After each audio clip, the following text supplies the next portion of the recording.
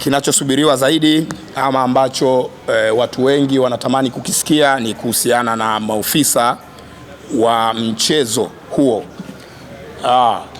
Tayari bodi ya ligi kuu Tanzania imepokea majina ya maofisa wote wa mchezo huo namba 169 wakiwemo waamuzi, match commissioner na maofisa wengine.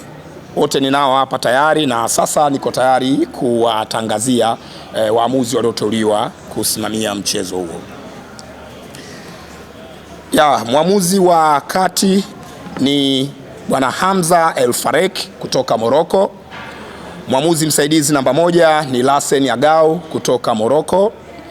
Mwamuzi msaidizi namba 2 ni Hamza Nasir kutoka Morocco.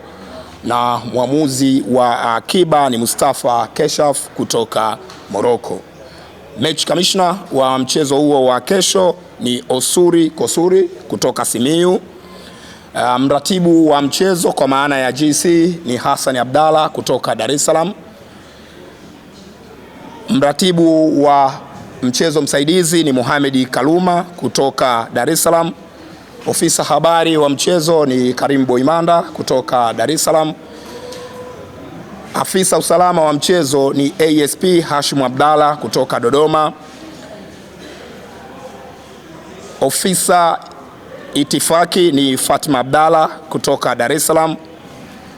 Daktari wa mchezo ni Dr. Lizobin Kisongo kutoka Dar es Salaam.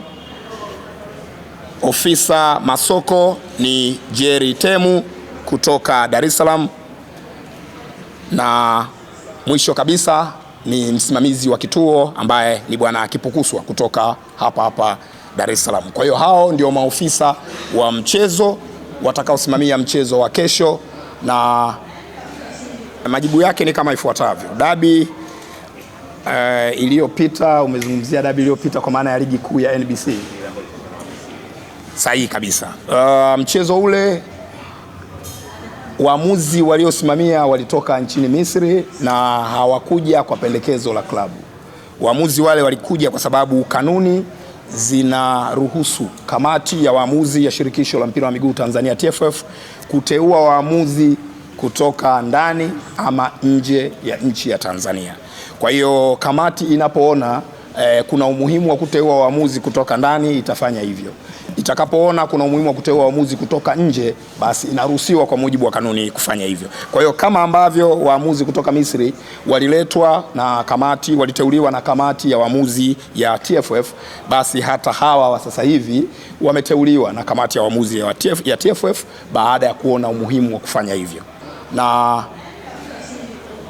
kwa kumalizia ni wakumbushe wadau wote watakaokata tiketi ama waliokata tiketi kushuhudia mchezo huo, basi wajitahidi kufuata kanuni pamoja na sheria na miongozo yote inayotolewa na TFF na bodi ya ligi kuu Tanzania kwa ajili ya kuhakikisha tunachokifuata pale ni burudani, tunapata burudani, tunaondoka kwa amani na kurejea makwetu kwa amani.